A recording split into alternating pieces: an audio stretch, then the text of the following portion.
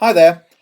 This is a recording of one in the series of revision webinars that we've been running, helping A-level business students get to grips with key quantitative skills. And this one is on ratio analysis. Well, a ratio is all about a calculation that helps us gain an insight into relationships, in particular relationships between two values. Usually they're financial values. For example, it could be the relationship between the revenues a business generates, the sales revenue, and the profits that arise from those revenues. Perhaps looking at a profit margin. A ratio could consider the different balance between the value of the assets that we hold in the business, like inventories and cash, compared with the liabilities of a business, like trade payables. And of course, it can also consider the relationship between the amount of capital or assets we employ in a business and what kind of returns that investment makes. And in particular, a ratio there called the return on capital employed. So in this webinar, we take a look at some of the main financial ratios that help explain and give insights into these relationships. And ratio analysis itself is both a process, in other words, calculating numbers, but also then trying to interpret the results to see what implications we can draw from the numbers. So we compare financial data and we try to use that to gain some insights into how a business is performing. Where does this information come from? Well, in essence, for A-level business students, what you'll get is an extract from the two main financial statements, the income statement and the balance sheet. Income statement, otherwise known as the profit and loss account. And it's very unlikely that you'll get a complete income statement and a complete balance sheet to try to extract and draw the numbers from. What you'll normally be given is a summary, selected highlights of key numbers from those two statements that will help you calculate the relevant ratios.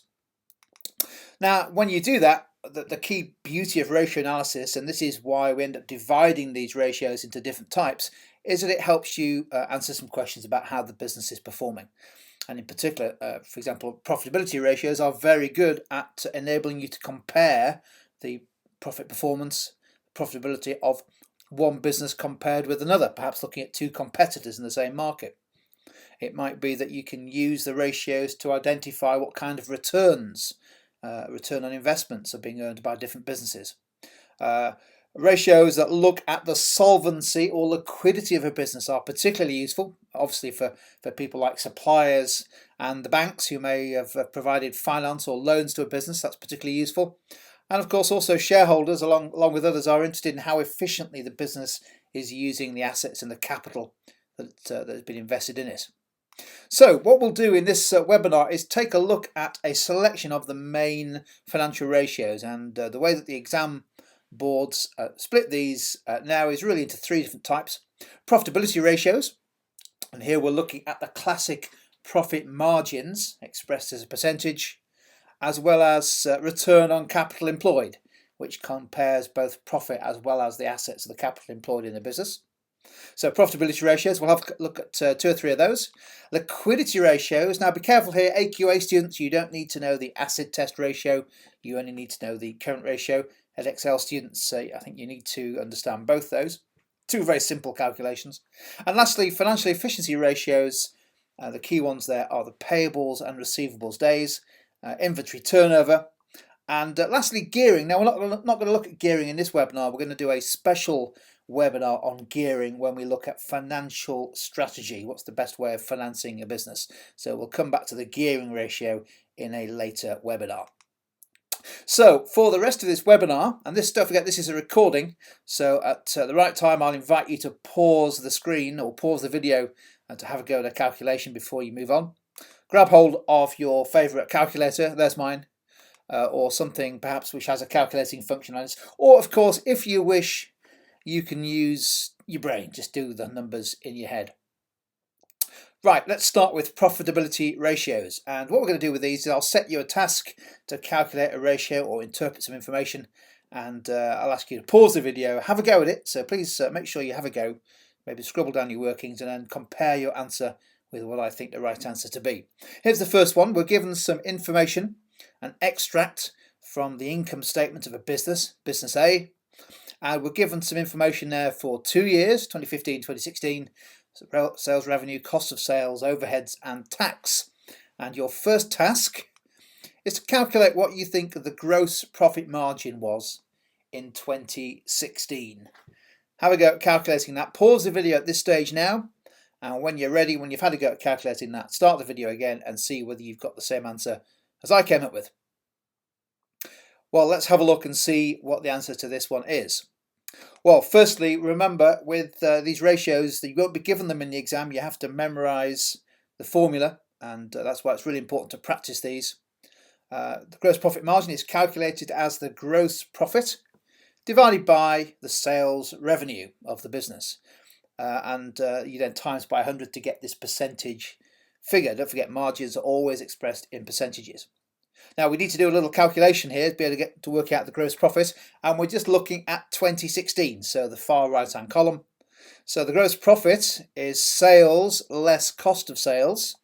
You don't need to worry in this case about overheads or taxation. So it's 420 minus 240, and we divide by 420. If you multiply that figure through by 100, you should calculate that the gross profit margin is 42.9%. Don't forget, whenever you do calculations in A-level business, always show the examiner your workings. Even better, it's worth just quickly jotting down the formula. Hopefully you've memorized that to make sure that you pick out the right information. You can get marks even if you get the calculation wrong, the final figure wrong, by showing your workings. Final tip, profit margins always expressed with a percentage at the end. If you don't put a percentage, you won't get full marks. 42.9%.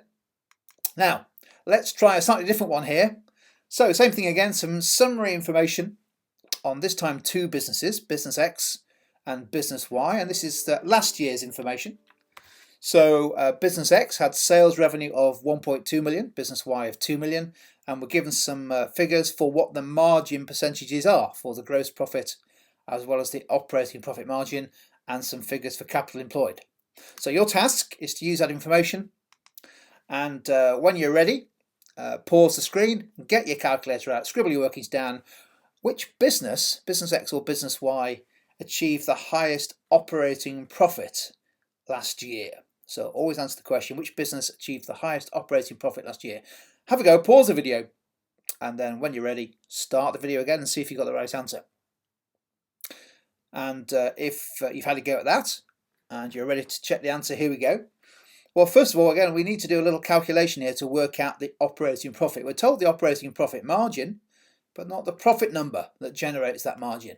So we have to calculate operating profit for the two businesses. Well, you can calculate that by multiplying the sales revenue by the operating profit margin. Don't forget, operating profit margin is operating profit divided by sales revenue. So if we know two parts of that three-part calculation, we can finish the rest. So in the case of Business X, sales revenue of 1.2 million times by the operating profit margin, 25%, or multiply by 0.25, of course, just to apply the decimal there. That gives you the operating profit for Business X. Do the same thing for Business Y, 2 million of revenue this time, but a lower operating profit margin, so times by 0.15. And if you've done that, you should find out that the answer is 300,000 for both of them. So actually, Business X achieved the same operating profit last year as Business Y. Now you might be looking at it and thinking, oh, wait a minute, how can that be? Business Y has sales of 2 million compared with sales of 1.2 for Business X. It's a much bigger business.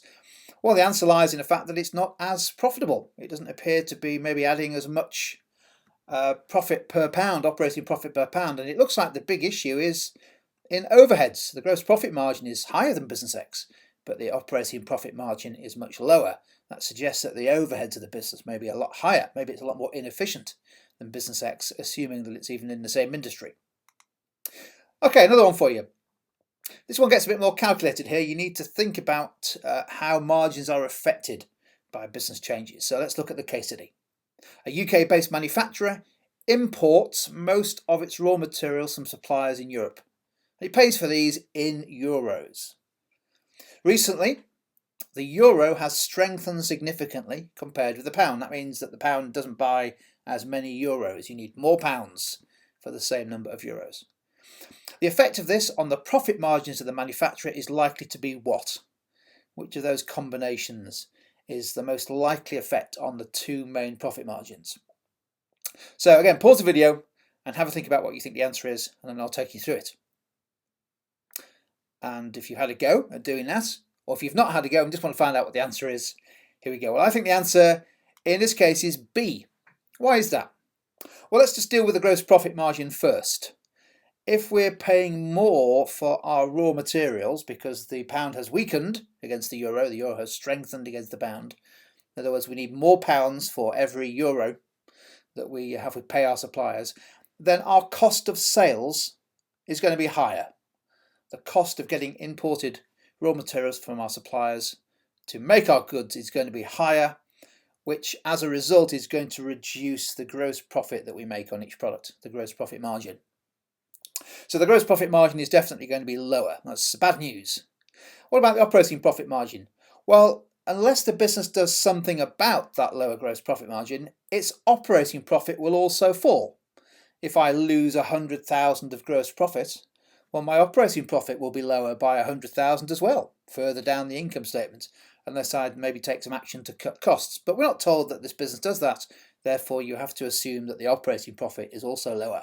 Therefore, the operating margin is also low. So the answer is B. And one more. Let's have a look at this one on profitability. Again, this one's a slightly more complicated one, but we're looking here at return on capital employed. So let's have a look at the question. Which of the following combinations of changes in a business is most likely to result in a capital intensive business achieving an increase in return on capital employed? So we're looking for two changes here which will increase the return on capital employed. If you know that formula, hopefully you'll be able to work out which of these is going to work. So again, pause the video and have a go at that one. And if you've had chance to think about the answer, great. If not, let's have a look at the answer to this. Well, return on capital employed. I think the answer is C. Did you get C? Hopefully you did. If not, don't worry. Let's have a look at the logic of this. And the logic is explained by understanding how return on capital employed, how that ratio is calculated. There it is on the top part of the screen there. The return on capital employed is the operating profit, or net profit sometimes. I'm taking operating profit this time, divided by capital employed. So I'm looking for a change, a series of changes that will result in that calculation going up. So let's have a look. Well, let's check out answer A. A 5% increase in operating profit. So the top line goes up 5%, but the bottom line goes up 40%, a 40% increase in capital employed. That is going to result in a lower return on capital employed, isn't it? If the bottom part of the calculation goes up by more than the top, the return on capital employed will fall. So it's not A. Is it B? A 20% decrease in operating profit. So operating profit is down and 5% increase in capital employed. So the top line is down, the bottom line is up. That isn't going to increase my return on capital employed. So it can't be B. What about C? A 10% increase in operating profit. So operating profit goes up by 10%. That's good news. That sounds like it might work. A 10% decrease in capital employed. Well, that sounds like it really will work, won't it? If our bottom number is down by 10%, our top number is up by 10%. That must mean that return on capital employed is going to increase. So C looks like the right answer. Let's just check D out. 20% decrease in operating profit. Okay, that doesn't sound good. Top line going down by 20%. And on the other change, no change in capital employed. So the bottom stays the same. So if the top falls by 20%, the bottom stays the same. No, that's not going to increase my percentage, is it? So the answer must be C. So hopefully you can see that that's how you would increase return on capital employed. And of course, that's a really important result for a business, isn't it? Can you increase your operating profit, perhaps by cutting costs? But also, can you also take some steps to reduce the capital employed in a business? Perhaps by selling some surplus assets. Both of those two actions would really help you improve your return on capital employed. Well, okay, so we spent a bit of time on profitability there. Let's spend the rest of this webinar just having a think about liquidity ratios and efficiency ratios. Quick reminder on liquidity ratios, these are all about whether the business has got enough cash to pay the debts, the amounts it owes as they fall due. Liquidity is all about cash flow. solvency. And the most important ratio is the thing called the current ratio. Quick recap here. Don't forget, current assets is on the top of the current ratio. That's basically cash in the bank, plus the stocks or inventories that you have in the business, plus the amounts that are owed by your customers, the trade receivables. That's what's on the top half of the current ratio. That's current assets. Underneath, it's going to be the amounts that we owe to our suppliers, the so-called trade payables. And also you would include a bank overdraft if you've got amounts owed to the bank. So those are the key numbers if ever you need to work out current assets and current liabilities. Now, let's have a go at working out the current ratio. So there we go on the table there. There is some information, just selected information from the balance sheet of business Z at the 31st of December 2016. And your task, what was the current ratio? So a chance to have a go at working out the current ratio. What was the current ratio for business Z at the 31st of December 2016? Have a go at that. And again, pause the video, do a little calculation, come back and check. Hopefully you've paused the video, had a go. It's always best to have a go. Let's have a look at the answer. Well, this is a classic current ratio. Don't forget, it's current assets divided by current liabilities. We've actually got the information there that we need. You wouldn't need to touch the inventory number, the non-current liabilities number. It's very simple. 4 million over 1,800, 1.8 million. So the answer is 2.2. Now don't forget, we don't express a current ratio as a percentage. It's a ratio. It's just a number. It's a fraction, if you like, isn't it? Current assets are 2.2 times higher than current liabilities. So we never put a percentage number next to the current ratio. Now let's explore the current ratio a little bit more. So a little bit more of a tricky one here. Which of the following combinations would increase the current ratio of a business? Don't forget our formula for current ratio. Should know it now. We've just done it. So again, have a read through those different options. Pause the video and think which of those combinations together would increase the current ratio of a business. And hopefully again, you've had a chance to pause the video and come up with what you think the right answer is. Did you answer B? Because if you did, you got it right. Let's just look through why that is. Well, don't forget, current ratio is, I've got ahead of myself there. Let's have a look. Current assets, we're looking for something on the top half of the current ratio, current assets to increase. Ideally, the bottom part of the equation as well would decrease. Well, let's have a look at A. No change in the top part of the fraction, no change in current assets, but liability is going up by 100,000. Well, that's going to reduce the current ratio, isn't it? Not increase the ratio. B, increasing the top part by 100. Yeah, that sounds good. Decreasing the bottom by 20. Well, it's down by 20. That's good. So that will almost certainly increase the current ratio. Let's check out C and D. A decrease in current assets by 50. Okay, so the top part is down by 50. The bottom part is up by 50, increased by 50,000. That would almost certainly again reduce the current ratio.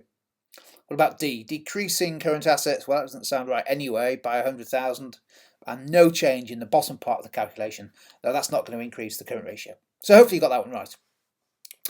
And finally, guys, in this webinar, we move on to thinking about financial efficiency. Now this one, we're just going to focus on receivables, payables, inventory turnover. As I say, we'll do a separate webinar on gearing. Just a quick reminder, trade receivables, or otherwise known as debtors, trade debtors. These are the amounts owed to a business by the customers, where we allow our customers to buy goods and services on credit. They get the goods straight away and they pay us maybe a month or two later or longer. Trade payables is where we get goods and services from suppliers and we pay them later. So these amounts owed by a business to the suppliers and others, amounts that we have to pay out.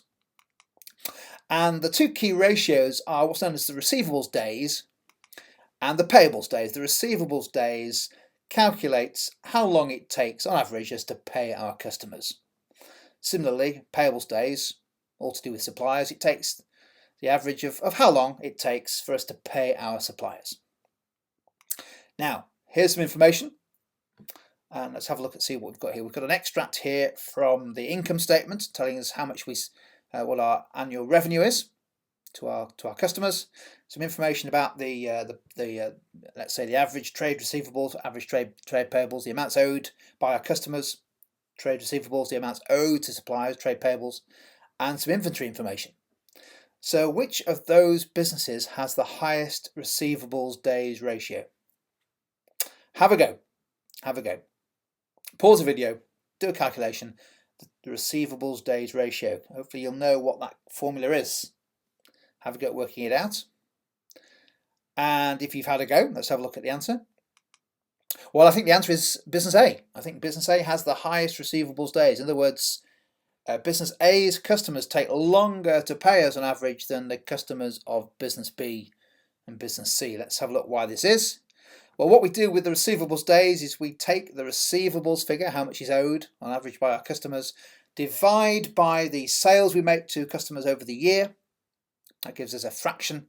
And we multiply that by 365, the numbers of days in a year, to give us an approximation of, on average, how many days it takes for those receivables, that £250,000, to be repaid. And it looks like it's about a quarter of a year, isn't it? Times by 365. Do the same thing for business B. So 400,000 of receivables over the annual sales of 2 million. Business C looks like it doesn't have us anywhere near as much owed relative to turnover by its customers. 500,000, 500,000 divided by 5 million of revenue. Multiply all those through, you should work out that the highest number, the highest receivables days number is going to be business A, which actually works out at 91.2 days if you work those numbers through. Business C is going to be a tenth of a year. That must be 36.5 days, the lowest number. Don't forget, with receivables days, we always use the word days at the end. Okay, it's not a percentage, it's an average of the number of days on average it takes for the customers to pay. So, I think this could be the last one actually. Let's have a look. Yeah, I think it is. Now this is a toughie.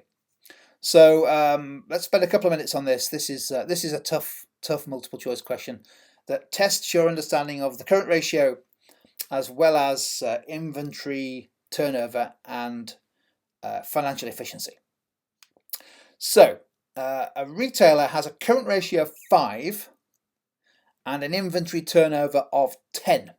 So I'm combining liquidity and financial efficiency here. This business decides to increase the value of inventories holding more inventories in its stores by buying more from its suppliers on normal credit terms. What would the effect be on the current ratio and inventory turnover from doing that? So it's got a current ratio of 5, current assets are 5 times larger than current liabilities, and an inventory turnover of 10. It turns over its stock 10 times a year, and it decides it wants to increase the value of inventories held. A lot more stock in the stores, and it buying them from suppliers. What's the effect going to be on those two ratios? One is a liquidity ratio, one is an efficiency ratio. Have a go. Pause the video and have a think. No calculation to do here, although you could actually work it out with a little example. Let's work it through. Well, what would the effect be on inventory turnover? Let's deal with that first. This is the amount of times that we turn our inventory over each year. If we hold significantly more inventories in our stores, that should suggest, shouldn't it, that inventory turnover is going to fall. We're not going to get through our inventory as often. We may increase our sales slightly, of course, but the point is significantly increasing the value of inventories would suggest that our inventory turnover each year is actually going to fall slightly. We're happy to have more stock in store, but the consequence of that is that inventory turnover will fall. So the answer is either going to be B or C. Inventory turnover will decrease. What will happen to the current ratio? Well, if we buy more stock from suppliers, what happens is, let's say we buy another £1 million worth of stock from the suppliers. We're going to be owing £1 million to our suppliers, so our trade payables will be up by £1 million, so current liabilities up by £1 million. But also on the top half of the calculation, our inventories will be up by £1 million. So both the top and the bottom go up by the same amount, unless other ratios change. So actually the effect of that is to decrease the current ratio. So I think the answer is C. The effect of that should be, if a retailer has a current ratio of 5, the effect of that should be to decrease the current ratio. Now, just to show you how this works, you might be thinking, well, I understand the inventory turnover there, but what about the current ratio there? How does that work? Let's just show you how it works. A couple of examples for you. We told the current ratio is 5. And just to show you that if you add some stock and add some trade creditors to both the top and the bottom half, it should decrease the current ratio. So there's the first one. We've added 50,000 to current assets, more stock. We've added 50,000 to current liabilities, trade creditors. Work out the current ratio. The ratio falls to 3.7.